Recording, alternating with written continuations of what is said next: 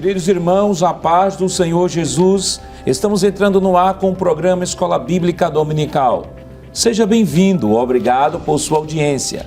Esta programação está sendo transmitida através do Canal 14 em Recife e região metropolitana pelas repetidoras em todo o estado de Pernambuco. Também pelo canal no YouTube, Rede Brasil Oficial, e pelo Spotify da Rede Brasil.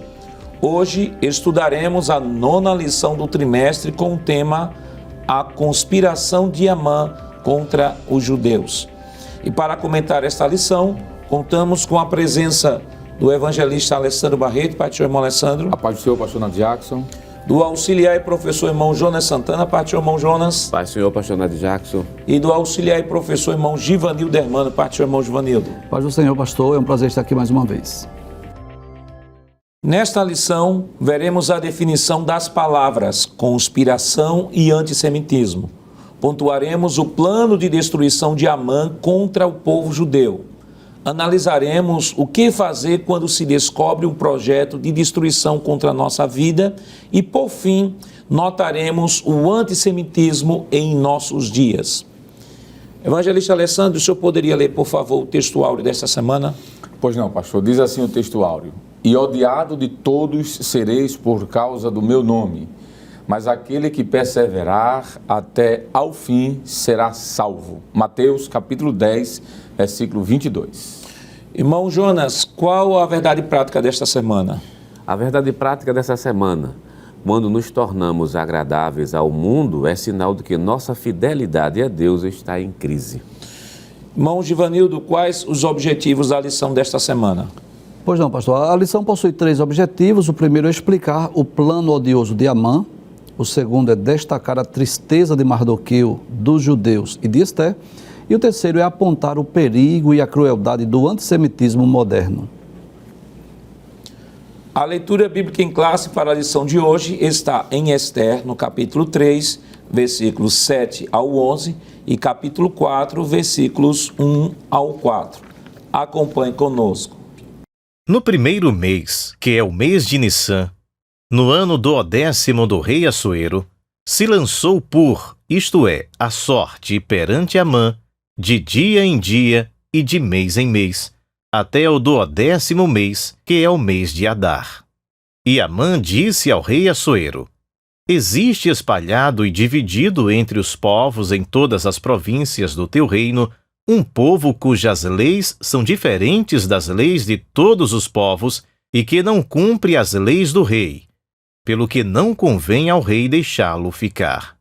Se bem parecer ao rei, escreva-se que os matem, e eu porei nas mãos dos que fizeram a obra 10.000 talentos de prata, para que entrem nos tesouros do rei. Então tirou o rei o anel da sua mão e o deu a Amã, filho de Amedata, Agagita, adversário dos judeus.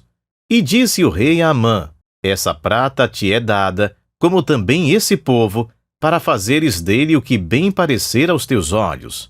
Quando Mardoqueu soube tudo quanto se havia passado, rasgou Mardoqueu as suas vestes, e vestiu-se de um pano de saco com cinza, e saiu pelo meio da cidade, e clamou com grande e amargo clamor. E chegou até diante da porta do rei, porque ninguém vestido de pano de saco podia entrar pelas portas do rei. E em todas as províncias aonde a palavra do rei e a sua lei chegavam, haviam entre os judeus grande luto, com jejum e choro e lamentação, e muitos estavam deitados em pano de saco e em cinza. Então vieram as moças de Esther e os seus eunucos, e fizeram-lhe saber, com o que a rainha muito se doeu, e mandou vestes para vestir a Mardoqueu e tirar-lhe o seu cilício, porém ele não as aceitou. Queridos irmãos, estamos iniciando o seu programa Escola Bíblica Dominical e nesta oportunidade estudando a lição de número 9, que tem como título A Conspiração de Amã contra os Judeus. Semana passada estivemos estudando a lição de número 8, que teve como título A Resistência de Mardoqueu. E naquela lição nós podemos estudar Mardoqueu descobre uma conspiração contra o rei. Amã é exaltado pelo rei. E aí, no último tópico, nós aprendemos a resistência de Mardoqueu e o ódio de Amã. Esta semana, a lição está baseada no capítulo 3, versículos 7 ao 11, capítulo 4, versículos do 1 ao 4. Mas é bom já informar o professor que é importante que ele possa ler todo o capítulo 3 e todo o capítulo 4. Essa lição é a continuidade da lição do mesmo capítulo de semana passada. Então é importante que o professor esteja inteirado e até a título de revisão, antes de iniciar a lição de número 9, ele possa dar uma introdução, uma revisão naquilo que foi estudado semana passada. Evangelista Alessandro, hoje a lição vai falar sobre a conspiração de Amã contra os judeus. Primeira palavra aí que eu acho importante que o professor traga em sala de aula é a definição da palavra conspiração. O que é que a gente pode entender por conspiração? Pois não, pastor. A definição básica do dicionário da língua portuguesa de conspiração é um ato ou efeito de conspirar, maquinar, tramar. E o dicionarista ainda diz que é conluio secreto, ou seja, um acordo secreto contra alguém. Sendo assim, a gente pode dizer que a conspiração é uma combinação secreta de pessoas com o objetivo de destruir, de desfazer algo ou alguém. Então, em outras palavras, podemos dizer que a palavra-chave desta lição, que é o termo conspiração, vai tratar justamente desse plano, poderíamos dizer até que um plano diabólico, que foi construído por um dos inimigos de Israel, que aqui é Amã. Em lições passadas nós vimos que os seus ascendentes, não é?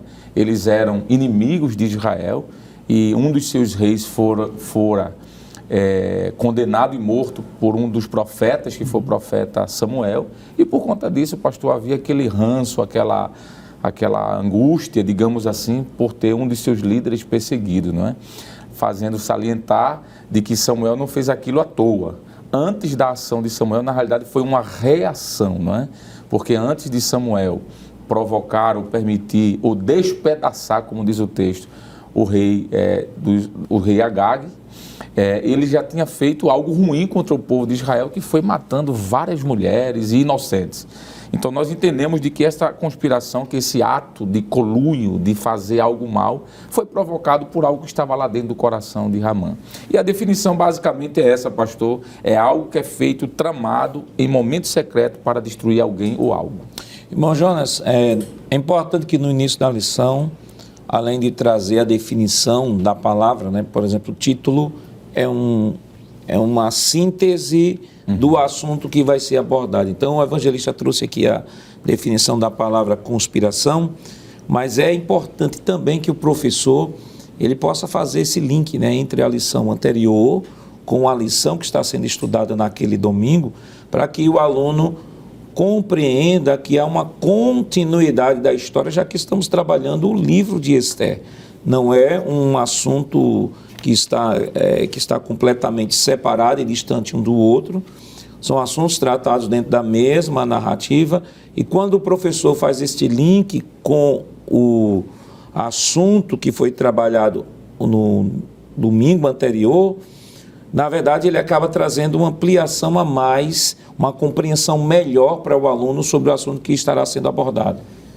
Sim, senhor pastor. Primeiro porque a lição, como é uma lição que está trabalhando um livro, então o que o autor da lição está fazendo? Ele está trabalhando praticamente capítulo por capítulo. Ele trabalha em alguns momentos blocos de capítulo para dar justamente essa ideia de continuidade. Quando o professor da escola dominical terminar o trimestre, nós estudamos o livro de Ruth por completo e o livro de Esther completo. Então essa ideia de continuidade é muito bom. E até para se entender, por exemplo, o comportamento dos personagens. Por exemplo, da lição 9 tem alguns comportamentos de Mardoqueu que, para ser entendido, você tem que ir lá na lição número 8 e assim sucessivamente. Se fosse uma lição, por exemplo, temática, cada lição é um tema praticamente independente do outro, é interdependente, né? Está ligado diretamente. Mas nesse caso aqui não, ela é uma lição de caráter narrativo, a gente está estudando o livro, e se o professor fizer um rápido comentário do que foi tratado anteriormente, fica mais fácil entender as falas, o comportamento, o movimento dos próprios personagens do texto que a lição está trabalhando, pastor. Uma outra sugestão, irmão Givanildo, é sempre bom, o professor, claro, ele vai ler a lição, quando no seu momento de preparação de sua aula, com certeza ele deve ler a lição pelo menos umas 2 ou 3 vezes. Isso. E às vezes há termos ali na lição que podem fazer parte do vocabulário do professor, mas podem, de repente, não fazer parte do vocabulário de alguns alunos em sala. Isso. Então é importante que o professor, na leitura ou na preparação de sua aula, ele esteja destacando estas palavras que possivelmente são palavras que não são comuns, para que quando estiver fazendo a exposição da lição, ele esteja definindo cada palavra. Exatamente, pastor. Inclusive, nós vamos nos deparar nessa lição com muitos termos que não são tão comuns, né? Então, essa lição, principalmente no terceiro tópico, vai exigir mais do professor, porque o primeiro e o segundo tópico está baseado mais nas informações bíblicas. O terceiro tópico está mais baseado em informações históricas. Então, nós vamos nos deparar, por exemplo, com o termo conspiração, que já foi bem explicado aqui pelo professor Alessandro, evangelista também, mas também o termo antissemitismo, raça ariana, inquisição, guetos, holocausto, informações históricas sobre Hitler, sobre a Segunda Guerra Mundial, ou seja, o terceiro tópico principalmente vai exigir mais dedicação do professor, porque é possível que surja essa pergunta, o que é uma raça ariana, o que é o holocausto, o que é o antissemitismo, ou seja, e o professor deve estar preparado para responder ao seu aluno. E aí, irmão Alessandro, o autor, ele trabalha o texto de Esther, mas também dá uma aplicação contemporânea quando mostra que aquela intenção lá atrás continua viva, a chama continua mais viva como antes, e ele faz a aplicação não só na história, na perseguição de Israel na história, mas hoje esse tema é um tema atualíssimo. Perfeito, pastor. Quando a gente vai falar sobre, por exemplo, esse antissemitismo, que será comentado mais à frente da lição, né, que é essa perseguição contra o povo de Israel, que a lição que estamos estudando trata, a gente percebe, pastor, que a luz das Escrituras começa um pouquinho antes, um pouquinho não, bastante, né, de tempos atrás, né, séculos atrás, porque a gente começa a entender de que esse povo de Israel sofre desde o momento em que ele saiu do Egito. Nós vamos olhar lá para o período da história de José, quando o povo de Israel vem para o Egito, eles vivem ali um tempo de bonança, digamos assim, mas há uma troca de reis, né? Um faraó sai e entra um faraó que não conhecia José, e eu posso dizer, pastor, que a história do antissemitismo nacional, não é o antissemitismo pessoal, a perseguição a um judeu, mas a perseguição à nação de Israel começa ali, pastor, no livro de Êxodo, não é? E de lá para cá nós temos nas Escrituras vários exemplos a desembocar, obviamente, nesta lição que vamos estudar aqui, e trazendo para os nossos dias, pastor, ao longo da história, nos séculos anteriores à nossa vivência, como no século XIV, século XV, século XVII, século XVIII, XIX e até no século passado, e hoje, nos dias de hoje, nós temos visto uma ascensão terrível dessa perseguição aos judeus, né? E, claro, nós entendemos de que isso é, sim, uma realidade, infelizmente, pastor, podemos dizer assim, uma realidade desse povo desde dos primórdios, né? Desde lá das sementes desse povo. Agora, o que nós louvamos a Deus, pastor, precisamos dizer, é que em todas estas situações Israel saiu vitorioso. E é o que nós vamos ver na lição de hoje, que não vai ser diferente. Vamos pedir a primeira tela, por favor. Primeira tela, nós temos aí o mapa mental, irmão Alessandro. Pois não, pastor. Aqui é um mapa que sempre tem se utilizado, que é um resumo gráfico da lição, né? O tema geral dessa lição é falar sobre liderança. Nós vamos ver que está ali em jogo a liderança, não só de Assuero, mas também a liderança de Amã, que vai ser aquele que vai conspirar contra o povo. O primeiro ponto da lição é explicar o plano odioso de Amã, e aqui nós vamos ver quem são os protagonistas, né, desse plano, não é? Nós vamos ver que a extensão desse plano não era uma extensão local, pessoal, mas nacional. E, é claro, isso vai ser uma forma de oportunismo por parte de Amã, porque ele vai aproveitar para tentar macular a história daquele povo e destruir não só Mardoqueu, mas toda a geração que estava ali, não só no reinado Medo-Persa, mas também até em Jerusalém. A segunda parte da lição, pastor, é destacar a tristeza, a angústia que Mardoqueu, os judeus que ali estavam, inclusive Esther, não é, vão sofrer. E aqui a gente vai ver que a lição vai falar sobre o pavor que veio ao coração a todo aquele povo por conta da violência. Vamos ver que, além desse pavor, o próprio Amã, ele provoca um momento até para trazer uma certa confusão, pastor, entre aspas, como se fosse um motivo de alegria, para trazer a confusão do que estava acontecendo, e aí vai ter o clamor do povo. E por fim, concluindo então, o terceiro ponto é apontar o perigo e a crueldade do antissemitismo moderno, como o professor Givanildo já falou. Veremos faces desse antissemitismo moderno. Esse antissemitismo ele é dividido em algumas partes, como por exemplo o antissemitismo nacionalista, ou seja, da nação de Israel, o antissemitismo racial, que é a perseguição à raça de Israel, e até o antissemitismo pessoal. E por fim, pastor, o antissemitismo hoje veremos a crescente, infelizmente, perseguição aos judeus. Próxima tela. E aí, irmão Jonas, temos aí a palavra-chave, a verdade prática e o texto áureo aí. Importante, professor, iniciar a aula trazendo uma rápida explicação. Com certeza, pastor. A palavra-chave, como já foi bem explicado aqui pelo evangelista Alessandro, é a palavra conspiração.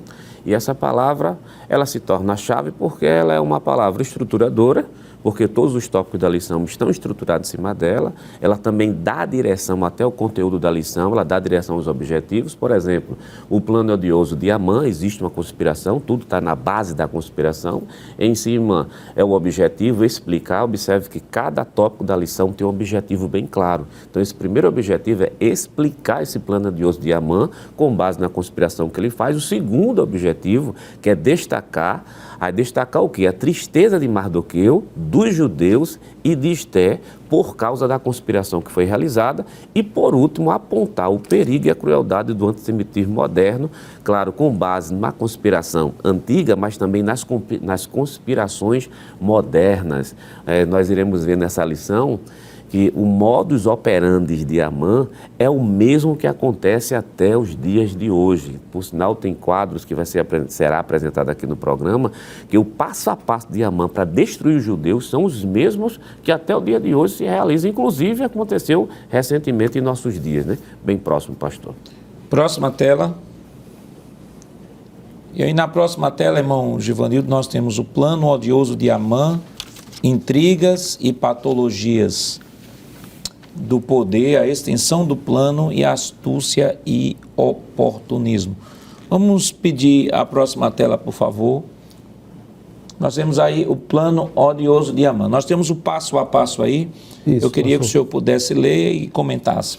Muito bem, então essa lição vai girar exatamente em torno desse plano odioso, né, onde Amã tenta não só prejudicar Mardoqueu, mas também todo o povo judeu, né? Nós vamos perceber na Bíblia Sagrada, no capítulo de número 2, só relembrando o que vimos da aula passada, que Mardoqueu descobre aquela conspiração de dois eunucos do rei, que é Bigtã e Teres, e, por incrível que pareça, quem é honrado em vez de ser Mardoqueu é Amã. No capítulo 3, que a nossa lição está baseada exatamente nos capítulos 3 e 4, o capítulo 3 começa dizendo que Amã é exaltado e cria ódio a Mardoqueu. Ou seja, ele ocupa aqui uma posição privilegiada. O capítulo 3, versículo 1 diz, depois dessas coisas, ou seja, depois daquela conspiração, depois que Mardoqueu denuncia, depois que Bigtã e Teres são enforcados, enfim, quem é exaltado aqui é Amã. Aí diz que depois dessas coisas o rei Assuero engrandeceu Amã. Quem é Amã? Um homem mau, um homem que podemos dizer usado por Satanás, não é? Eu posso dizer que o rei Assuero não estava bem assessorado. E o que é que ele faz? Ele exaltou Amã, e o exaltou e pôs o seu lugar acima de todos os príncipes que estavam com ele. Então nós vamos perceber que agora era comum quando ele passar as pessoas se curvarem diante dele, né? As pessoas se curvavam diante dele, mas aí a gente percebe que Mardoqueu não vai se curvar. Por quê? Porque ele era judeu. Então, primeiro, ele vai acusar aqui a desobediência civil. Então, por causa de Mardoqueu não se curvar diante dele, pelo fato dele ser judeu, o que é que Amã vai fazer? Vai denunciar não só Mardoqueu, mas também todo o povo judeu. Então, nesse tópico aí nós vamos ver, acusado de desobediência civil. Capítulo 3, versículo 8, Amã vai ao rei dizer assim: existe espalhado e dividido entre os povos, em todas as províncias do teu reino, um povo cujas leis são diferentes. Isso é uma verdade. A lei dos judeus, elas são diferentes, baseadas na Bíblia Sagrada, né? Nas Sagradas Escrituras, no Pentateuco, claro. Só que perceba a mentira aí. Ele vai dizer assim: suas leis são diferentes das leis de todos os povos e que não cumpre as leis do rei. Então isso é uma mentira. Isso, na verdade, ele vai acusar o povo judeu, não só Mardoqueu, mas o povo judeu, de uma desobediência. Aí agora o que é que ele pretende? Ele pretende pagar pela destruição do povo judeu. Ora, se Mardoqueu não está se curvando diante de Amã, e digamos que ele criou ódio de Mardoqueu e quer enforcar Mardoqueu, menos mal, é até compreensível. Olha, se todo mundo está se curvando, se por onde eu passo as pessoas estão se curvando e Mardoqueu não quer se curvar, então eu vou exterminá-lo, vou prendê-lo, vou puni-lo, menos mal, era até compreensível. Mas o problema é que por causa de Mardoqueu, ele vai odiar todos os judeus, ele quer exterminar todos os judeus, que nós já vimos em lições passadas, que havia cerca de 950 mil judeus que estavam ali naquela região da Babilônia, da Pérsia, né? Porque apenas 50 mil voltaram para Jerusalém. Aí ele vem com o seu plano, ele diz: pagar pela destruição dos judeus. Ele vai financiar, ele vai oferecer dinheiro. Diz assim: se bem parecer ao rei, escreva-se que os matem. Aí vamos pensar, pessoas inocentes que seriam mortas por causa do ódio de Amã. E eu porei nas mãos dos que fizerem a obra 10.000 talentos de prata, ou seja, 350 toneladas de prata. Esse ódio era tão grande que ele estava disposto a dar uma grande soma de prata, 350 toneladas, para que entrem nos tesouros do rei. Então perceba aí o quanto ele estava odiando o povo, desejando exterminar e até financiar esse massacre, esse genocídio. E aí ele sugere aqui um edito, né, imperial para aniquilar os judeus. E detalhes, esse edito seria não só para os judeus que estivessem em Suzã, mas em todos os judeus espalhados pelo mundo. Isso está no versículo de número 10, assim: então tirou o rei o anel de sua mão e o deu a Amã. Não é como nós estávamos conversando aqui dos bastidores, quando houve a denúncia de Bigtan Teres, né, feita por Mardoqueu, houve vamos dizer assim, uma investigação. Agora não, houve aqui, vamos dizer assim, o rei Assuero foi imprudente, assim, ele não procurou saber quem era esse povo, ele não procurou investigar, ele simplesmente atendeu o pedido de Amã. Ele tira o seu anel, né, da sua mão e deu a mão, como que diz assim, ele deu autoridade, ele deu autonomia. Com aquele anel é como se ele fizesse o que ele bem entendesse. Então, em vez de haver aqui uma investigação, quem é esse povo? Por que suas leis são diferentes? Por que é que eles estão desobedecendo? Quais são as leis que esse povo judeu está desobedecendo? Ele poderia investigar, procurar saber, mas ele estava mal assessorado. Ou seja, ele simplesmente, talvez até pela grande soma, né, de prata, 350 toneladas de prata, que seria dada aos tesouros, talvez ele até se sentiu assim influenciado. E aí veio a ordem para exterminar todos os judeus, né? Que é o quarto subtópico, exterminar os judeus. Capítulo 3, versículo 13.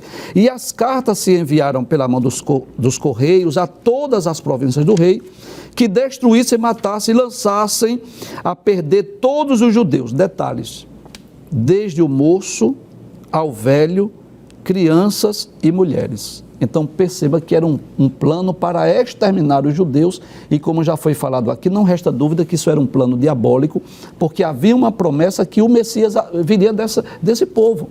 Então havia uma profecia, uma promessa messiânica. Então não resta dúvida que isso era uma forma de impedir que Jesus viesse ao mundo. E aí, não só exterminar o povo judeu, mas espoliar os bens dos judeus, como está no versículo de número 13, né?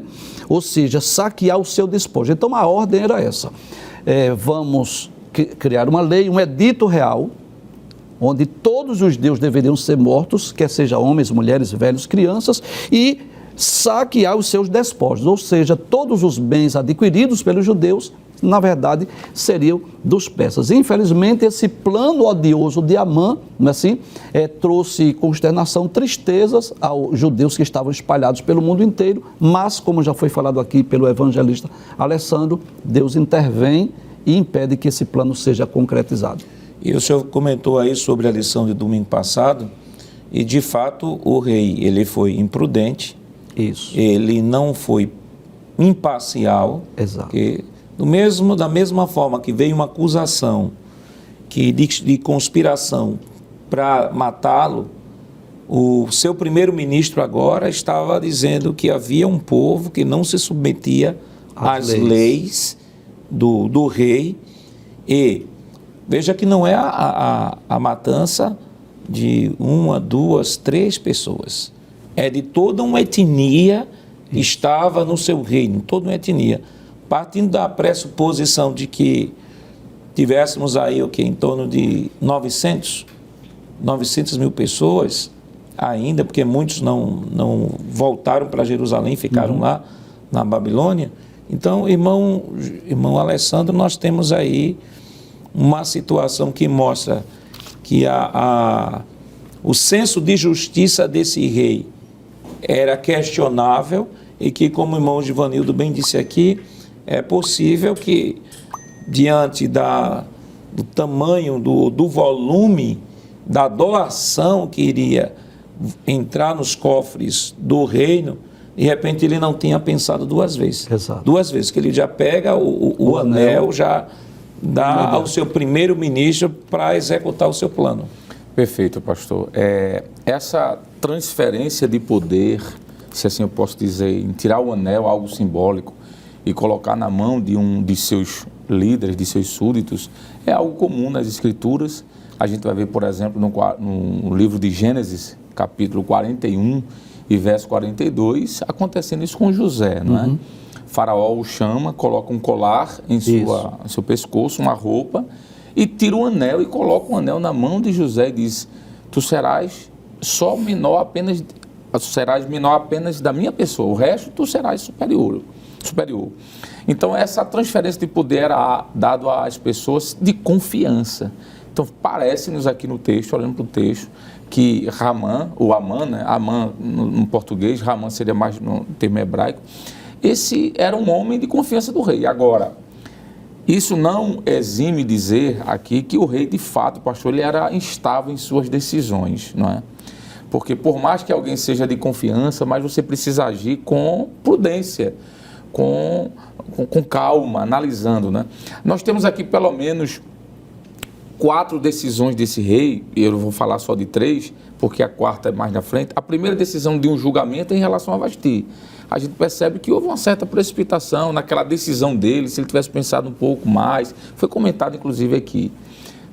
A segunda decisão dele é quando acontece essa denúncia, que aqui parece que ele estava mais sóbrio, ele pediu para que investigasse, fizesse uma averiguação. Mas a terceira, pastor, que é esta aqui que nós vamos falar agora, como o senhor disse, foi uma atitude impensada. E aqui fica uma lição para a gente de que nunca é bom tomar uma atitude, fazer uma escolha na flor da emoção, né? Porque quando a gente faz isso, né, a gente pode errar. O que Ramã fez foi jogar lenha na fogueira. O próprio comentarista da lição usa essa expressão que eu achei muito pertinente, né? Ele aproveitou a oportunidade para querer colocar em prática um plano maligno antigo, não é? E essa precipitação do rei Assuero demonstra aqui, por que não dizer, essa instabilidade na sua liderança e até mesmo emocional, pastor. Porque, como o senhor disse, qual é o rei em sã consciência que vai pegar e dar um decreto para que quase 1 milhão de pessoas morram, pessoas que estão ali trabalhando para ele, pastor, que estão sendo úteis no reino, e essas pessoas vão morrer por conta de uma palavra.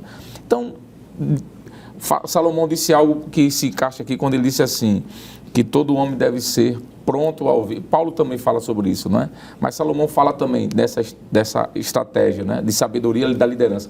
Devemos ser prontos para ouvir e tardio em falar ou tardio em tomar alguma atitude. E, infelizmente, o que aconteceu foi esse desastre que nós vamos estudar. Salomão diz em Provérbios 15, 28, estou falando, eu lembrei, Sim. diz assim: o coração do justo medita o que há de responder, Isso, mas a boca dos ímpios derrama maldades. verdade. Ou seja, há a questão da ponderação, né, de ponderar Isso. antes de estabelecer um juízo. Ou seja, do mesmo jeito que fez o julgamento daqueles dois guardas que estavam conspirando contra o rei, por que não instaurar o mesmo processo, o mesmo procedimento administrativo para, de repente, saber se aquilo de fato procedia? Perfeito. Aí você tem, no jogo aí, você tem a prata, Exato. e mais à frente você tem, depois que dá o edito ali, ele vai sentar e vai beber, que é uma coisa muito comum, que foi pela bebida que começou os grandes problemas na vida de Assuero, pelo menos aqui descritos dentro do livro de Exatamente. Esther. Mas como vai se desenvolver todo esse enredo? Nós estaremos comentando depois do nosso rápido intervalo. Voltamos já.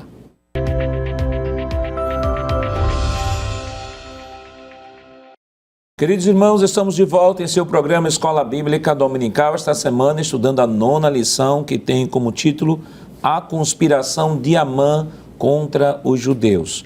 E no bloco anterior nós trouxemos a introdução e comentamos o primeiro tópico. Vamos agora para o segundo tópico de nossa lição, a tristeza de Mardoqueu, dos judeus e de Esther. Primeiro subtópico, pavor da violência. O segundo, bebida, confusão e tristeza. Terceiro subtópico, crise e clamor. Vamos para a próxima tela, por favor, que é a síntese aí desses 3 tópicos. Então aí, irmão Jonas, nós temos as atitudes de Mardoqueu. Pedido de Mardoqueu, angústia de Mardoqueu e o conselho de Mardoqueu. Eu queria que o senhor pudesse comentar, por favor. Sim, senhor pastor. A sequência que está aqui, que é justamente a sequência do capítulo 4 do livro de Esther, e começa justamente mostrando, vai ser desdobrado, né, do capítulo 4, que vai do versículo 1 até o versículo 14, mas do versículo 1 até o versículo 4, a gente mostra a angústia de Mardoqueu. Por quê? Porque aparentemente estaria tudo bem. Porque é bom mencionar que essa trama de Amã, por isso que a palavra-chave é conspiração, e quem conspira não conspira abertamente ao público para mostrar os seus planos que irá realizar.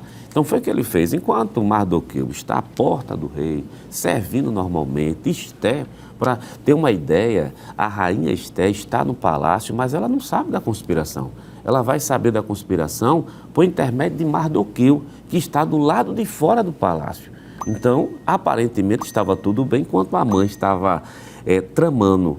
Quando chega o edito real, que já foi comentado aqui pelo professor Givanildo, o edito é um edito real. Por que a angústia? Porque um edito real ele não pode ser anulado de maneira nenhuma. Nós teremos lições que vai tratar do capítulo 9 do livro de Esther, que mostra que 2 editos reais entraram em vigor. Um para matar e o outro edito real justamente para o judeu se defender. Quer dizer, a NVT, que é a nova versão transformadora, ela diz claramente 2 editos reais que entraram em vigor naquele dia. Ainda diz o mês, ainda diz justamente até a data atualizada para que a gente entenda. Então, não era a angústia de Mardoqueu, é extremamente compreensível por causa de um decreto, que é um decreto cruel. E outra coisa que merece mencionar aqui, que Amã conquista com tanta facilidade isso. Ele conquista e a primeira coisa que ele oferece é dinheiro. Diz, eu tenho dinheiro para dar. Né? Nas entrelinhas, pastor, se o senhor me permite, nas entrelinhas do texto, quando eu digo entrelinhas para que alguém nos compreenda, não é uma teoria, não tem um versículo bíblico que mostre, mas existem algumas teorias que não são antibíblicas, nem vai de encontro com o texto bíblico, mas tenta pelo menos clarear. Como o rei Assuero havia perdido a guerra, a batalha lá em Salamina, e a maioria dos seus navios foram destruídos, então ele estava precisando de dinheiro naquele momento. Então Amã pegou ele na fragilidade que ele estava. Ele estava prestando dinheiro, Amã disse, eu tenho dinheiro, tu perdeste uma guerra, mas tem dinheiro aqui. Então ele oferece logo o dinheiro. Claro que isso não vai justificar em nenhum momento a atitude do rei Assuero. Não, já o evangelista Alessandro já mostrou como é instável a personalidade e as atitudes do rei Assuero. Então essas coisas tudo vão contribuir para que ele consiga esse decreto, e esse decreto vai causar tanta angústia que o capítulo 4, versículo 1 diz assim, ó, quando Mardoqueu soube tudo quanto se havia passado, rasgou Mardoqueu as suas vestes e vestiu-se de um pano de saco com cinza e saiu pelo meio da cidade e clamou com grande e amargo clamor. Quero só destacar essa expressão que poucas vezes aparece nas Escrituras Sagradas, essa expressão amargo clamor. Eu, no momento, não lembro sim que tem a palavra clamor, mas amargo clamor. Imagine, é sentir de forma antecipada a dor da morte e a dor da destruição de toda a sua etnia por causa de um homem justamente perverso.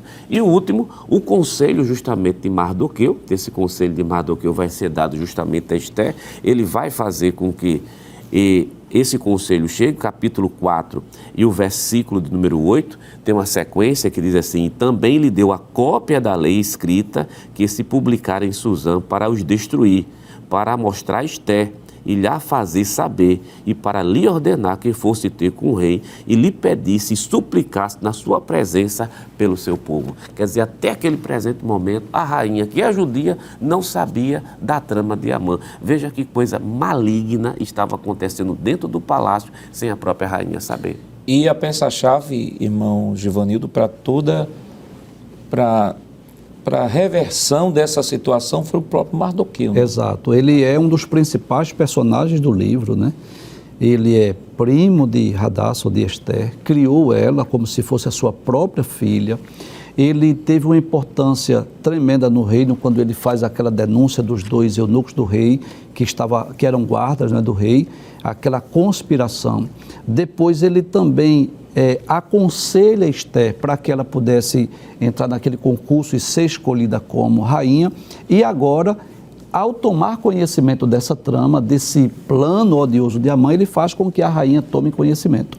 E um dos textos-chave desse livro, pastor, permita-me, que está exatamente no capítulo 4 e o versículo de número, nos versículos 13 e 14. Esse texto, principalmente o versículo 14, é muito belo, muito bonito, né? Então disse Mardoqueu que tornassem a dizer a Ester, não imagines em teu ânimo que escaparás na casa do rei, mais do que todos os outros judeus. Como que ele diz assim, olha, o edito está assinado, todos os judeus serão mortos e você, mesmo sendo rainha, não será impedida de ser também morta também. Aí no versículo 14 diz, porque se de todo te calares, neste tempo socorro e livramento de outra parte virá para os judeus. Como que diz assim, olha, Deus fará alguma coisa, né? É isso. Deus irá agir, a confiança dele. Aí diz assim, mas tu e a casa de teu pai perecereis. E quem sabe se para tal tempo como este chegasse a esse reino. É como ele dissesse assim, olha, tu chegastes a ser rainha com um propósito, com um objetivo, não é assim? E aí o que é que a rainha Ester vai fazer? Mesmo se tornando rainha, chegando numa posição privilegiada, honrada, mas ela não esqueceu o seu Deus. Ela não esqueceu as suas origens, né?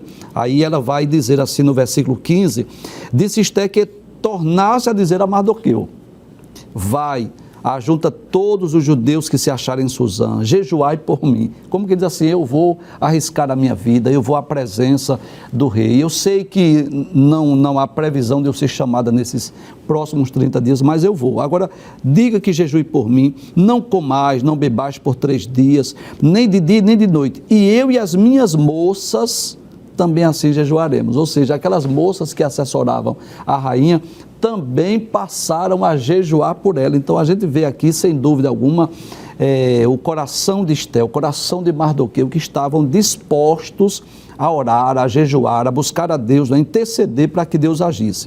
Aí ela diz, e eu e minhas moças também assim jejuaremos, e assim irei ter com o rei, ainda que não é segundo a lei, e perecendo eu pereço. Como que diz assim, eu vou arriscar a minha vida. Eu indo à presença do rei sem ser chamada, eu posso até arriscar a minha vida, mas se eu perecer, eu pereço. Então Mardoqueu foi e fez conforme tudo quanto Esther lhe ordenou. Então nós vamos perceber aqui que Mardoqueu ele exerce uma função importantíssima, não só de comunicar à rainha Esther, não é assim? Esse edito que já estava assinado, mas também de esclarecer para ela que ela deveria fazer alguma coisa, que ela chegou ali para esse tempo, com esse propósito, com esse objetivo, né? Então a escolha de Esther como rainha não foi apenas pela sua beleza, mas foi o Deus que controla o universo, que cuida da família, não é assim? O Deus que governa o universo fez com que ela chegasse exatamente para que quando esse edito fosse assinado, Mardoqueu pudesse fazer chegar a ela essa notícia e ela pudesse agir em prol do povo judeu. E uma coisa interessante é que ela reconhecia que ainda ela como rainha, se ela quebrasse uma lei, Exato. Né, quebrasse uma lei, ou seja, fosse a presença do rei sem o rei a chamar, ela poderia ser morta. O que reforça o que o evangelista aqui colocou, essa instabilidade, né?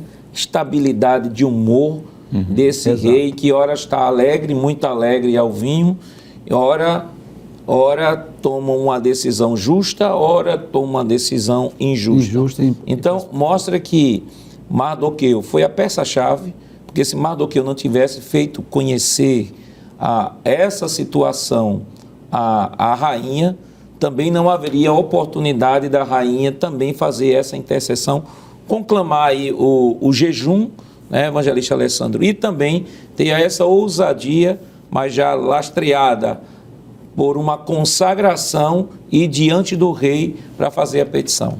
Sem sombra de dúvida, pastor. E uma outra coisa também é que haveria pressa de fazer alguma coisa, não é? Enquanto os senhores estavam falando aqui, eu fiquei pensando sobre esse jejum que Esther e Mardoqueu convoca o povo, os judeus, né? Inclusive esse nome judeu vem por conta do cativeiro babilônico, não é? Já que as duas tribos do sul vieram para lá, então pejorativamente eram chamados de judeus por conta da tribo de Judá. Esses 900 mil judeus, pastor, que estavam espalhados nesse reino, estavam em uma distância de 400 mil quilômetros. É muita terra. Se a gente parar para pensar um pouquinho aqui, como é que ele fez para jejuar, fazer com que essa notícia chegasse a esses 900 mil judeus? Em distância, se pegarmos do Rio Grande do Norte, do Brasil, até o Rio Grande do Sul, ou seja, praticamente todo o território litorâneo do Brasil, dá 460 mil quilômetros, pastor. Então, o reino de Assuero era quase que do tamanho do território, do norte do Brasil ao sul. Agora imagine, como é que Mardoqueu ia fazer com que essa notícia chegasse para esse povo começar a jejuar? Porque eram 3 dias, não é? Então a gente começa a pensar aqui que até nisso, nesse pequeno detalhe, houve uma ação divina, porque nós não tínhamos, nós não é?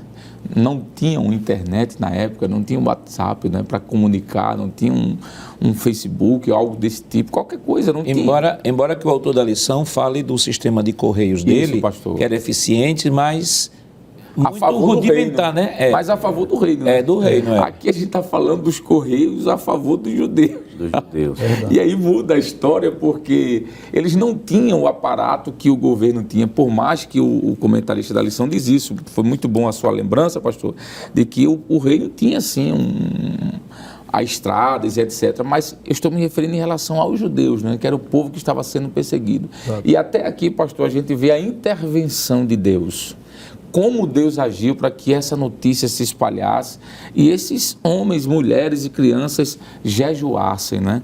Quando o professor Joanilo leu aqui esse jejum, é um jejum total, né? Não é um jejum parcial, porque veja que diz que eles não comiam nem bebiam. A gente sabe que na própria Bíblia há a ideia do jejum parcial, porque como Daniel, por exemplo, o texto diz que ele passou 21 dias sem comer. O texto não diz que ele passou sem beber, mas veja que aqui diz sem comer e sem beber. Então a ideia é que era uma urgência. Há quem diga, pastor, que dentro da perspectiva judaica, a questão cultica, não é? Quando algo era muito urgente, eles faziam um jejum total, sem comer e sem beber. Quando era algo que poderia ser mais tranquilo, vamos assim dizer, era só um jejum de comer, parcial. E aqui a gente vê que a urgência era muito grande. E o versículo 1 do capítulo 5 diz: E sucedeu, pois, que ao terceiro dia Esté se vestiu de trajes reais e se pôs no palácio, que é o que o senhor acabou de falar, não é? Se pôs no palácio interior da casa do rei, defronte do aposento do rei, e o rei estava sentado sobre o seu trono real, na casa real, defronte da porta do aposento. Detalhe, ele estava lá sentado, os versículos anteriores dizem que ele bebeu, e bebeu muito, com Assuero, né, com Amã, e a pergunta é, e aí, alguém que está sob ou debaixo, provavelmente, de algum tipo de consequências da bebida, né? Será que ele vai ter condições de discernir o que a esposa quer? Então, tem esse problema também, e a gente vê que Deus agiu neste momento, trazendo ali a resolução do problema. Irmão Jonas, uma coisa que eu acho interessante é que o autor da lição, ele coloca aqui no subtópico 3, crise e clamor. Ele vai dizer o seguinte: o decreto de Assuero tirou a tranquilidade de todos os judeus e os levou a buscar o socorro divino. Esté 4:3. Se de um lado havia a fé e a bravura dos 50.000 judeus que foram a Jerusalém para reedificá-la, liderados por Zorobabel, Esdras 2, 1, 2, 64 a 70, de outro lado havia a aparente tranquilidade dos que decidiram ficar em suas próprias habitações por todo o Império Persa.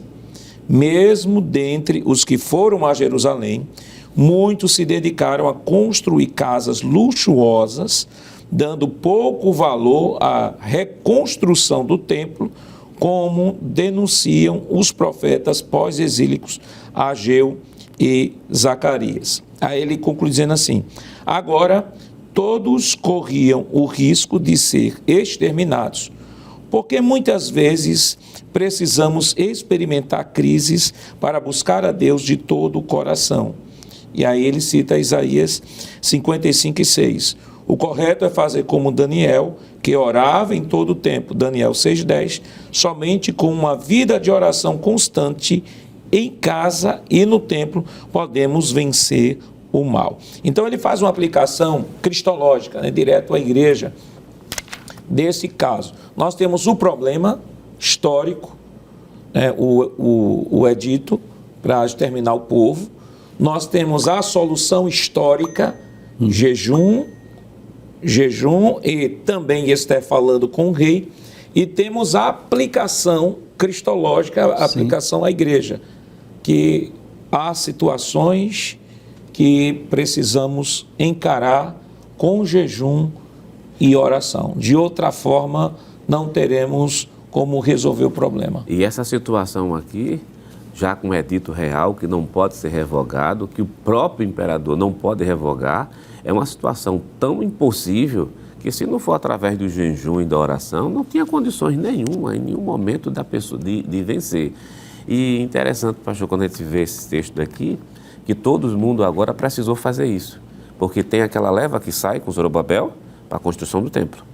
Tem uma leva que fica em Suzã, porque está mais acomodado. E aqueles que foram, tem uma parte deles que vão construir justamente suas casas, que precisa justamente Ageu e Zacarias estar ali. Mas quando você lê todos esses textos que foram citados aqui, a gente não vê o povo orando, a gente não vê o povo jejuando. É por isso que o autor pergunta, foi necessário um decreto real para levar a pessoa à oração e ao jejum? Quer dizer, quando você transporta para os dias de hoje, tem crentes que é assim. Quer dizer, aqueles que se preocupam só com suas vidas profissionais e abandonam justamente as atividades da igreja. Você tem aqueles que se dedicam exclusivamente ao trabalho da igreja, mas deixam de orar. Aí, muitas vezes, Deus permite situações dessa natureza para que a gente busque a Ele. Porque o comodismo vem.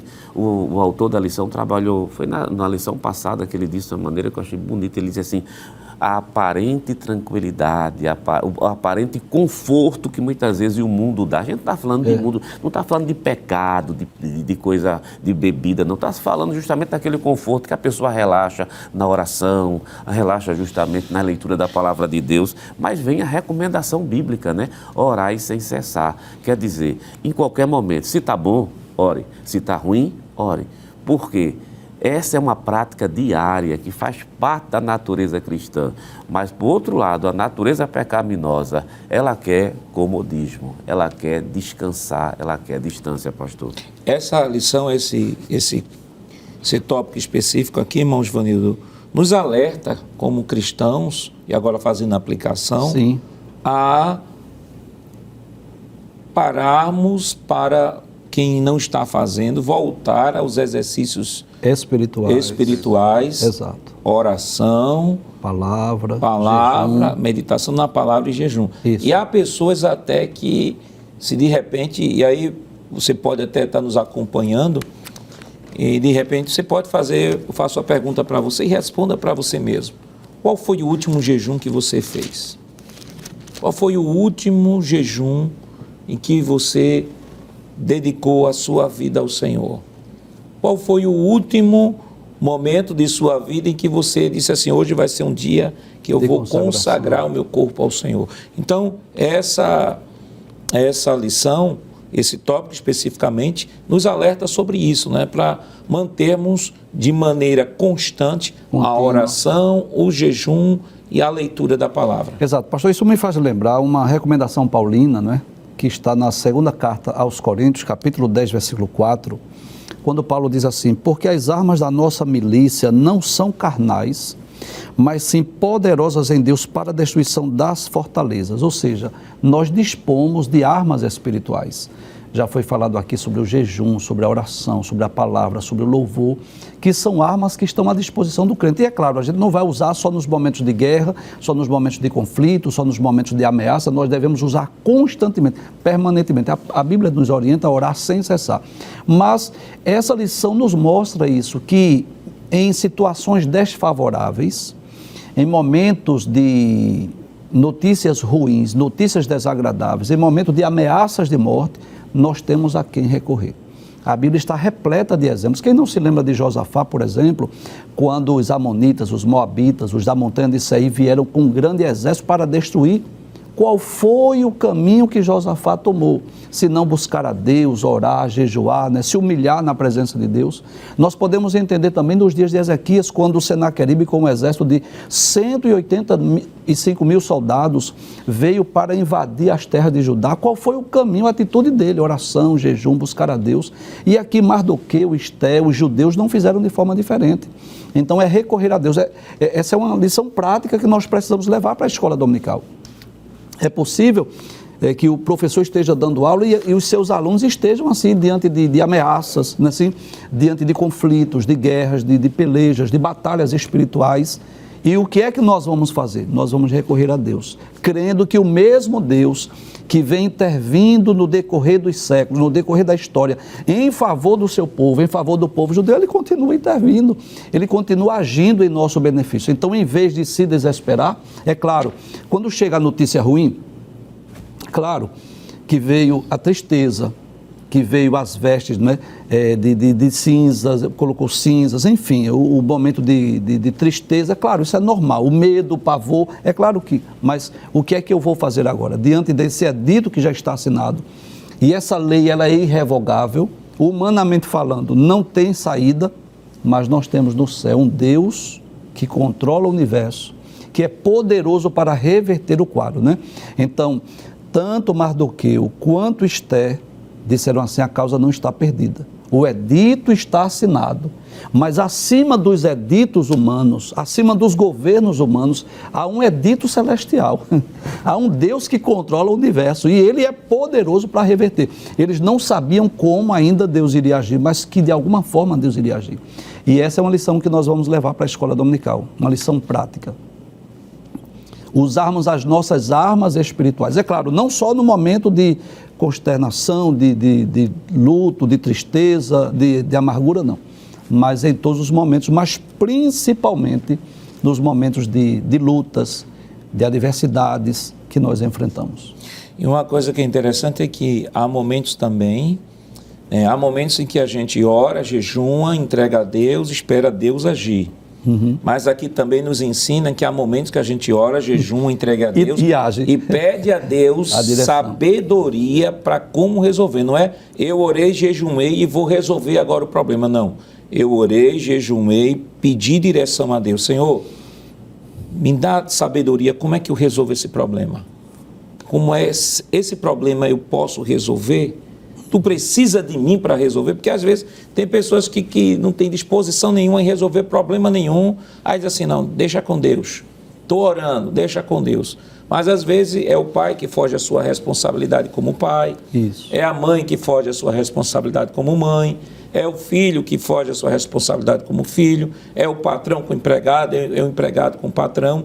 Então, é preciso que entendamos que cada coisa no seu lugar. Existe um momento em que nos consagramos, oramos a Deus. Há situações que só Deus resolve, então deixa na mão de Deus.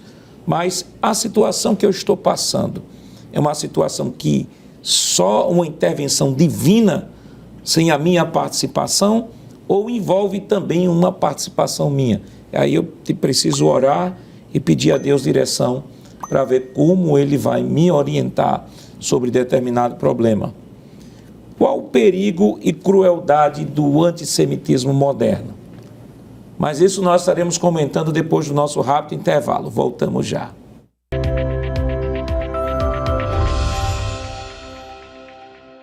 Queridos irmãos, estamos de volta para o último bloco de seu programa Escola Bíblica Dominical, esta semana estudando a 9ª lição, que tem como título A Conspiração de Amã contra os Judeus. E no último bloco nós comentamos o segundo tópico e agora vamos comentar o terceiro tópico, que é o perigo e a crueldade do antissemitismo moderno. Mas antes de iniciarmos o comentário da lição, nós temos aqui 2 obras que nós queremos indicar aos irmãos para estarem mais familiarizados com este assunto. A gente sabe que é um assunto moderno e que, em decorrência disso, há muitas desinformações que são trazidas, principalmente através da mídia, com relação à nação de Israel. Há alguns cristãos até que, neste momento, até estão se posicionando contra Israel, mas em decorrência da ignorância com relação aos princípios escriturísticos, porque quanto mais nós lemos a Bíblia, quanto mais conhecemos a Deus, quanto mais estamos familiarizados com os princípios estabelecidos nas Escrituras, mais amamos Israel. Não tem como odiar Israel, até porque Jesus era judeu. Foi a nação através da qual veio não só a revelação das Escrituras, mas a maior de todas as revelações, que é a própria manifestação do seu Filho Jesus Cristo. Então temos aqui 2 obras fantásticas. Aqui a primeira obra aqui, Em Defesa de Israel, um mandato bíblico para apoiar o Estado judeu. Isso é uma obra fantástica, inclusive ela está citada até na lição desta semana, né? Tem um trecho desta obra citada na lição desta semana, Em Defesa de Israel. E nós temos também um livro da nossa editora, um livro escrito pelo já consagrado escritor Saulo Soares da Silva, professor ali da Estiadeb, um grande pesquisador nesta área, em que escreveu este livro, Israel e a Igreja Ontem, Hoje e Amanhã. Isso é um livraço que você não pode deixar de ter em sua biblioteca. Você pode adquirir este livro através aqui do endereço que está aparecendo aqui em sua tela. Pode adquirir esta obra, você não vai se arrepender. O professor Saulo, ele traz uma visão histórica desde lá atrás, desde lá Abraão até o final dos tempos. Então, é uma obra também que não pode faltar em sua biblioteca. Evangelista Alessandro, o perigo e a crueldade do antissemitismo moderno. Em primeiro lugar, antissemitismo. Vamos definir o que é a palavra antissemitismo. Porque de repente tem algum aluno que é novo convertido, não está familiarizado com esta palavra. Então é importante que o professor sempre traga, como falamos aqui no início do programa, sempre traga o sinônimo daquela palavra, o significado, melhor dizendo, daquela palavra, para que o aluno possa compreender melhor o assunto. Pois não, pastor. Eu acredito que a lição, ela foi muito objetiva, pastor, trazendo aqui uma explicação, não somente etimológica, mas também histórica, do que seria, ou do que é, melhor, o antissemitismo. A gente pode ler, que é o que eu vou fazer aqui, com a sua permissão, ipsilíteres, né, o que está aqui, porque eu acho que ficou perfeito. Mas, assim, antes de fazer uma leitura, a expressão antissemitismo vem de duas expressões, anti e semita. Anti é aquilo que é contrário, pastor, é aquilo que é um adversário, aquilo que é contrário, aquilo que é o oposto, não é? Quando nós falamos, por exemplo, de anticristo, é aquele que vem contra tudo que é cristão, tudo que é de Cristo, não é? E aí por diante.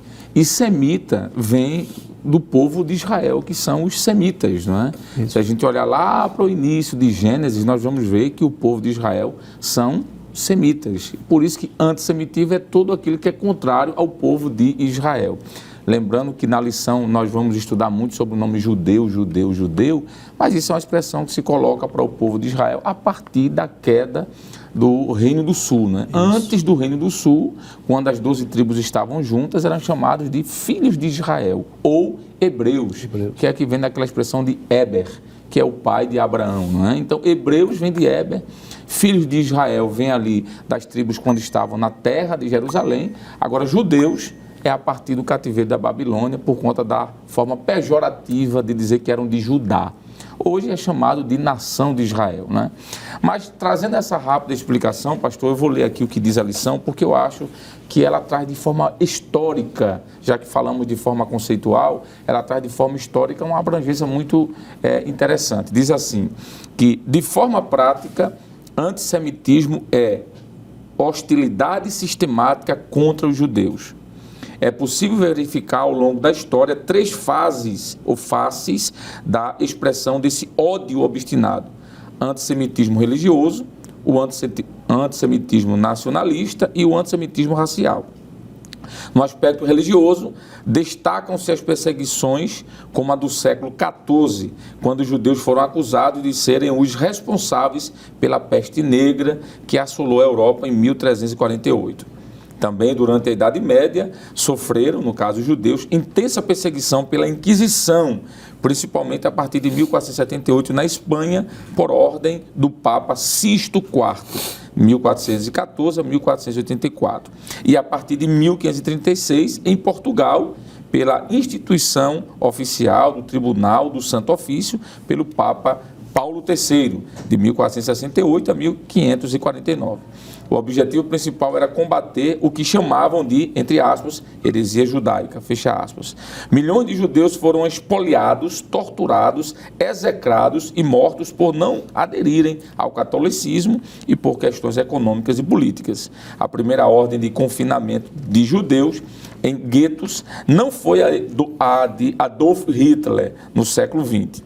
Foi do Papa Paulo IV em 1555 e atingiu todos os estados papais por mais de 300 anos. Bom, então aqui está uma explicação histórica, pastor, não é? Falamos a explicação da definição etimológica, antissemita, antissemitismo, vem aí, e da parte histórica. Claro que não só tem isso, quando nós olhamos para frente, vai ser comentado provavelmente aqui, nós vamos ver que esse antissemitismo continua e de forma muito forte, pastor, infelizmente. Vamos para a próxima tela.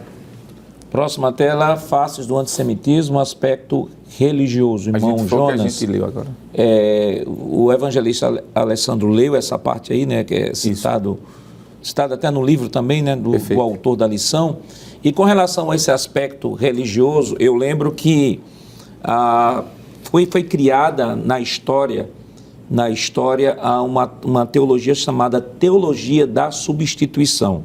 E aí você que está nos acompanhando pode dizer, pastor, o que é a teologia da substituição?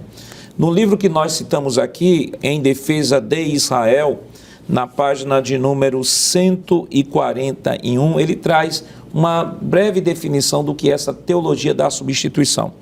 Veja o que é que ele diz no segundo parágrafo. Ele diz o seguinte: vou começar repetindo alguns dos conceitos errôneos a respeito de Jesus e do povo judeu, especialmente por aqueles que ensinam o erro da teologia da substituição. A ideia de que a igreja substituiu a nação de Israel e os judeus na organização de Deus. Essa falsa doutrina sustenta que a nação histórica de Israel já não faz mais parte do plano de Deus pelo resto dos tempos. A teologia da substituição é a base da grande parte das atrocidades cometidas em nome do cristianismo contra o povo judeu ao longo dos séculos. Isso aqui me faz lembrar muito, irmão Jonas, o Holocausto. Porque dizem alguns historiadores que em nome do cristianismo, em nome da fé cristã, muitos judeus foram levados às câmeras de gás. Vale destacar de que a Alemanha foi um grande centro de operação do nazismo. Nós temos o nazismo na Alemanha, e tínhamos também um outro problema lá na Itália, né? Nós temos na Itália o fascismo na Itália. Então nós temos aqui na Alemanha, a Alemanha por tradição protestante e a Itália por tradição católica. E aí nós temos as instituições que se diziam representar o cristianismo, que acabaram se macomunando com o nazismo e o fascismo, e que historicamente, não só nesse período histórico, né, se olharmos para trás, como foi dito aí, olharmos para trás, nós veremos que partiam de uma distorção de que os judeus foram responsáveis pela morte de Cristo, e como foram responsáveis pela morte de Cristo, ou mataram meu Senhor, então eles deveriam sofrer toda a pena em decorrência disso. Entretanto, isso parte de um princípio equivocado de que foram os judeus que mataram o Senhor. E aqui o autor do livro, para essa indicação que fizemos, ele vai abordar tudo isso no capítulo 10 de forma magistral, e aqui nós não podemos fazer porque nós temos pouco tempo para comentar. Então, ele vai mostrar de que, teologicamente falando, a morte de Cristo não foi um acidente de percurso. A morte de Cristo não foi uma situação inusitada. A morte de Cristo não foi uma situação inesperada. A morte de Cristo, o próprio Jesus tinha plena consciência de sua obra. Ele diz em Lucas 19:10 que o Filho do Homem veio buscar e salvar o que se havia perdido. João 13:16, que é o texto áureo da Bíblia. Porque Deus amou o mundo de tal maneira que deu seu Filho unigênito para que todo aquele que nele crê não pereça, mas tenha a vida eterna. E o próprio profeta Isaías, em Isaías 53, vai dizer que aprove a Deus moê-lo. Ou seja, foi um projeto de Deus a vinda de Cristo, porque sem a qual o homem, de forma alguma, poderia retornar à comunhão com Deus. Então, irmão Jonas, não justifica hoje um cristão ele ser antissemita, não justifica hoje um cristão ser anti-Israel, considerando, como já falamos aqui de início, Jesus era judeu e foram os judeus, através deles, através dos judeus, que recebemos não só a Escritura, mas o próprio Filho de Deus. Com certeza, pastor. O senhor falando, estou lembrando de Mateus capítulo 16, e o versículo número 20 e o versículo 21, porque é contraditório, paradoxal, um cristão ser antissemita. Entendo que, de certa maneira, antes de ler o texto bíblico aqui, que a falácia religiosa, ela foi muito forte, principalmente em meios à religião majoritária que nós temos aqui, como, por exemplo, era uma frase muito comum que aparece em muitos livros de história, dizendo assim: como é que você vai amar alguém que matou sua mãe? Aí a falácia é: como é que eu vou amar alguém que matou meu Salvador? Quer dizer, sem apresentar versículo bíblico, sem apresentar teologia, aí, através da falácia, infelizmente, aquele que é aquele que não tem uma compreensão clara dessa escritura, correm justamente em cima desse trilho aí, dizendo assim, mataram teu Salvador, como é que tu vai ficar a favor de uma pessoa que matou o teu Salvador? Mas é bom mencionar Mateus capítulo 16 e o versículo 20 que diz, então mandou os seus discípulos que a ninguém dissesse que ele era o Cristo. Versículo 21, desde então começou Jesus a mostrar aos seus discípulos que convinha ir a Jerusalém e padecer muito dos anciãos e dos principais dos sacerdotes e dos escribas e ser morto e ressuscitar ao terceiro dia. Isso aqui é a fala do próprio Senhor Jesus, deixando de maneira bem clara qual era a missão que ele veio: padecer, morrer e ressuscitar ao terceiro dia, que era justamente para salvar não somente Israel, salvar toda a humanidade. Então, isso aqui é bíblico. Agora, esse mesmo livro que o senhor citou, que é Em Defesa de Israel, né? O autor da lição, ou seja, a CPAD cita no auxílio histórico-teológico. Porque qual é a ideia? É afastar o conhecimento bíblico e se prender em cima de uma falácia. Quer dizer, como é que eu posso amar alguém que matou meu Salvador? Hitler e toda a turma fez o seguinte, tentaram separar Jesus justamente dos judeus, ou seja, Jesus é o agente histórico que precisa ser respeitado, porque a Alemanha ela é protestante e uma parte ela é católica, mas os judeus, por sua vez, eles têm que ser completamente desprezados. Agora, por que se chegou a isso? Falta de um conhecimento mais claro das Escrituras Sagradas, pastor. Eu citei aqui Isaías e eu gosto sempre, não gosto de citar assim, mais ou menos por cima, mas eu queria ser mais preciso. Isaías 53:10 diz assim, todavia ao Senhor agradou esmagá-lo, fazendo-o sofrer, porque quando ele der a sua alma como oferta pelo pecado, verá a sua posteridade e prolongará os seus dias, e a vontade do Senhor prosperará nas suas mãos. Então já havia algo bem estabelecido. Uma outra coisa, irmão Givanildo, que eu já ouvi alguém até defender isso, né, como base para a defesa da teologia da substituição, é citar o texto de Mateus 27 e 25, que diz o seguinte, e o povo todo respondeu, que o sangue dele caia sobre nós e sobre os nossos filhos. Aí pegam esse texto isolado e diz assim, Israel se amaldiçoou e por isso ele é perseguido ao longo da história. Só que o texto não tem nada a ver com essa interpretação equivocada. E aí o autor do livro ele vai mostrar de que de fato não foram os judeus, nação judaica, quem de fato condenou a Jesus, mas depois você adquire o livro que ele vai traçar com mais detalhes e vai explicar sobre isso. Então é até um equívoco, dizer que esta fala que alguém pronunciou, que o sangue dele caia sobre nós e sobre os nossos filhos, está impetrando uma maldição sobre a nação judaica, é por isso que a nação judaica ela é tão perseguida. Isso mesmo, pastor. Algumas pessoas usam esse texto para justificar até o antissemitismo, ou seja, esse povo tem que sofrer, tem que ser perseguido porque eles se amaldiçoaram. Mas é só nós olharmos a história de Israel, a importância da nação de Israel, desse povo para o plano de redenção. Primeiro, Deus escolheu Israel para ser a sua propriedade peculiar, para que através dessa nação Deus se revelasse ao mundo, né? Assim, em Êxodo capítulo 19, versículos 5 e 6, Deus deixa bem claro, né? Que ele seria um reino de sacerdotes, que seria a nação santa.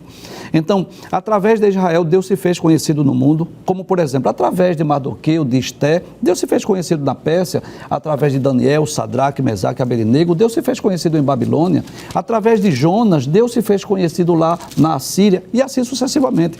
Em segundo lugar, Deus escolheu essa nação para nos dar a Bíblia, já foi falado pelo pastor Nath Jackson. As Escrituras veio exatamente através do povo judeu, né? Foram eles os escritores, foram eles que preservaram as Escrituras. Inclusive, se querer interromper, o apóstolo Paulo diz isso no capítulo 9 de Romanos, no versículo 4 e 5, ele diz assim, são israelitas, a eles pertence a adoção, como a glória, as alianças, a promulgação da lei, o culto e as promessas. deles são os patriarcas, e também deles descende o Cristo segundo a carne, o qual é sobre todos, Deus bendito para sempre. Amém. Ele já dá um resumo da importância dessa nação. E também no capítulo 3, versículo 1 e versículo 2 da carta aos Romanos, Paulo diz assim: qual é logo a vantagem do judeu? Ou qual a utilidade da circuncisão? Ele diz: muita em toda a maneira, porque primeiramente as palavras de Deus lhe foram confiadas. Então, através desse povo, Deus se revelou ao mundo, Deus se fez conhecido. Através desse povo, Deus nos deu a Bíblia Sagrada, as Escrituras veio através do povo de Israel. Em terceiro lugar, através desse povo veio o Cristo, o Messias. Como é que eu posso odiar este povo se o Messias é judeu, é da descendência de Abraão, Isaac e Jacó? Foi através desse povo que deu-se início à igreja. Observe, quem foram os primeiros cristãos? A igreja que foi fundada por Cristo eram judeus. Depois o evangelho se expandiu e alcançou os gentios, mas começou pelos judeus. O pentecostalismo começou por quem? Pelos judeus. Quem foram os primeiros cristãos a serem revestidos de poder? Eles eram judeus. Então o cristão não pode ser antissemita. Nós não podemos, né? E às vezes até por falta de informação ou pelo fato da pessoa seguir essas notícias internacionais, terminam criando ódio do povo judeu, querendo justificar a favor da causa palestina, como se o povo judeu fosse contra os palestinos, mas exatamente os grupos terroristas que têm oprimido os palestinos. Então, não se admite que um cristão autêntico, servo de Jesus, seja antissemita. Este antissemitismo, esse ódio, essa fúria contra o povo judeu pode partir de qualquer pessoa, menos alguém que se diga cristão. Aí alguém pode até perguntar: mas pastor, então quer dizer que só por ser judeu vai ser salvo? Não, de forma alguma. Veja que o apóstolo Paulo já respondeu isso no primeiro século, quando ele falou no capítulo 2 de Romanos, no versículo 28, ele diz: porque não é judeu o que é apenas exteriormente, nem é circuncisão a que é somente na carne. Versículo 29, porém judeu é aquele que o é interiormente, e circuncisão a do coração pelo Espírito, não segundo a letra, cujo louvor não procede de seres humanos, mas de Deus. E Paulo responde também essa questão quando ele fala lá em Romanos, no capítulo 11, versículo 5, ele diz assim: assim também dos dias de hoje sobrevive um remanescente segundo a eleição da graça. Lembrando que capítulo 9, Paulo fala sobre a eleição de Israel, capítulo 10, a rejeição de Israel, e capítulo 11 sobre a restauração de Israel. Então ele fala do remanescente. Aí você diz: mas no versículo 25, o versículo 26 diz: e assim todo Israel será salvo. Que todo Israel é esse? Todo remanescente, que foi dito no versículo 5. Vamos para a próxima tela, por favor.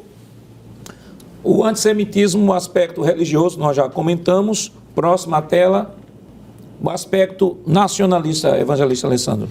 Pastor, eu poderia dizer que é debalde tentar acabar com a nação de Israel. Isso jamais vai ser possível, porque quem disse isso é poderoso para cumprir o que disse. Já foi citado aqui a promessa que Deus fez ao pai desta nação, chamado Abraão. Isso está em Gênesis capítulo 12, versículo 3.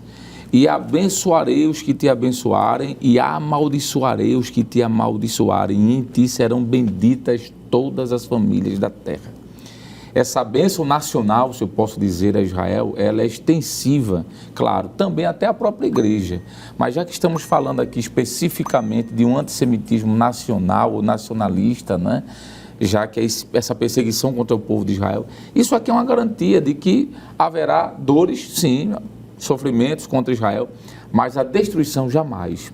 O salmista, no Salmo 122, pastor, versículo 6, diz: orai pela paz de Jerusalém, e prosperarão, isso aqui é uma bênção, e prosperarão aqueles que te amam. Então, qualquer um que se levante contra a nação de Israel, pastor, mediante o que está escrito aqui, não vai prosperar.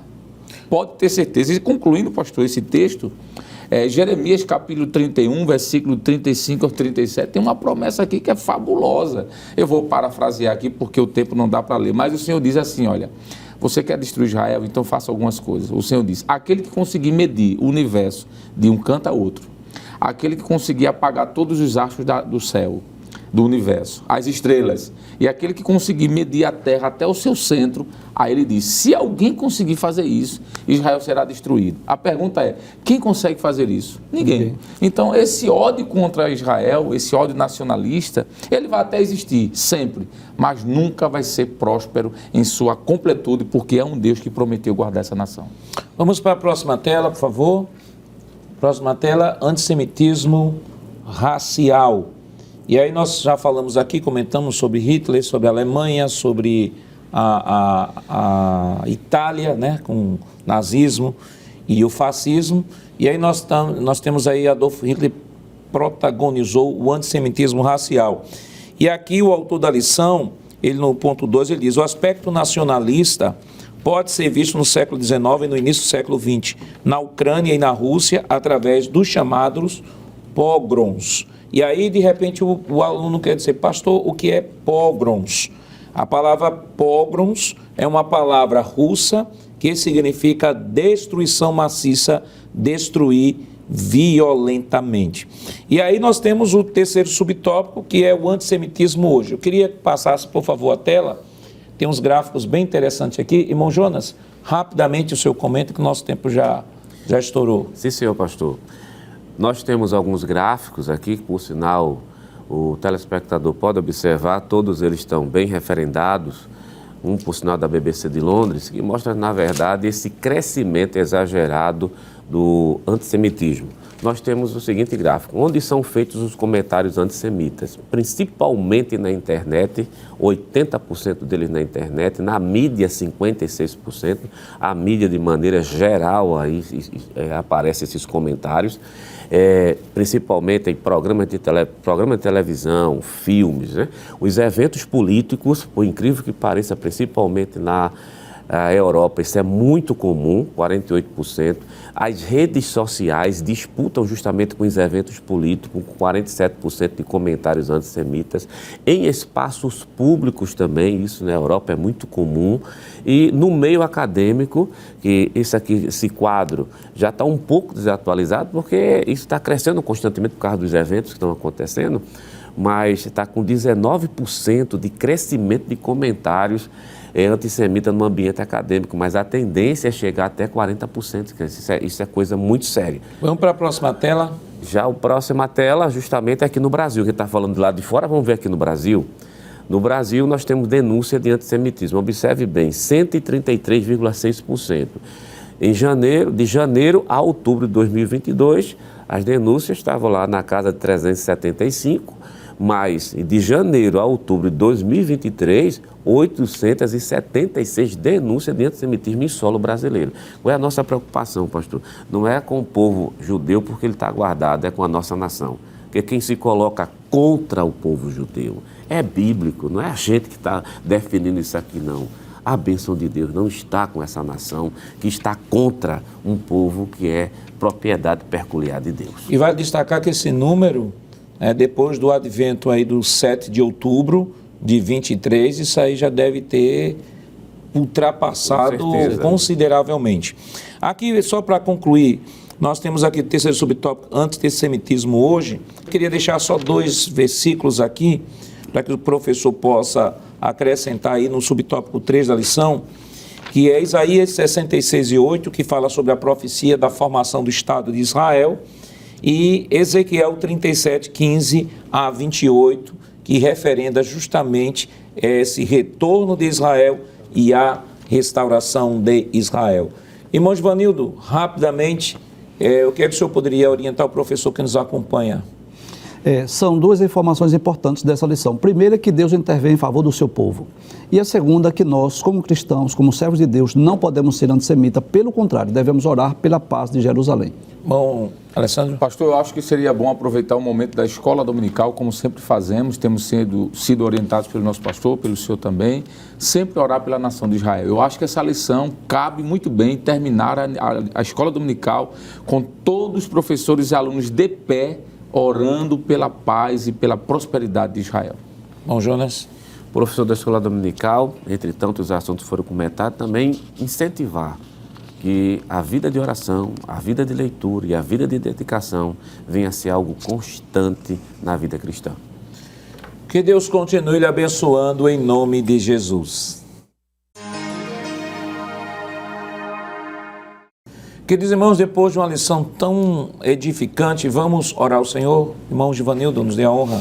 Oremos então. Querido Deus, bendito Pai, quero te louvar, bendizer o teu nome e te agradecer por essa oportunidade. Queremos nesse momento interceder em prol do teu servo, teu ungido, pastor Ailton José Alves. Continua abençoando o teu servo, todo o ministério que lhe assessora. Abençoa também, Pai, a superintendência das escolas bíblicas dominicais, a todos os dirigentes, professores e alunos da escola dominical que estarão no próximo domingo, Pai, aprendendo esta lição de tanta importância, Pai. Que o teu Espírito Santo esteja capacitando os professores para que possam ensinar essa lição na graça e na unção do teu Espírito. Aproveitamos também, ó Pai, para interceder, para orar em prol da nação de Israel, em prol do povo judeu, para que, ó Deus, estenda as mãos, guardando, livrando, protegendo o teu povo, principalmente, Pai, nesses dias onde o antissemitismo cresce assustadoramente. Tudo isso, Pai, nós te pedimos e agradecemos em nome de Jesus. Chegamos ao final do programa de hoje. Estudamos a 9ª lição com o tema A Conspiração de Amã contra os Judeus. Na próxima semana veremos a 10ª lição com o título O Plano de Livramento e o Papel de Esther. O programa Escola Bíblica Dominical vai ao ar na TV toda sexta-feira às 21h30 e no sábado às 16 horas. Também está disponível no formato podcast no Spotify e em nosso canal no YouTube Rede Brasil Oficial. Se inscreva, ative o sininho e compartilhe a nossa programação. Obrigado por sua audiência e até o próximo programa. Que a graça do nosso Senhor Jesus Cristo, o amor de Deus nosso Pai, a comunhão do seu Santo Espírito estejam com todos hoje e para todos sempre. Amém.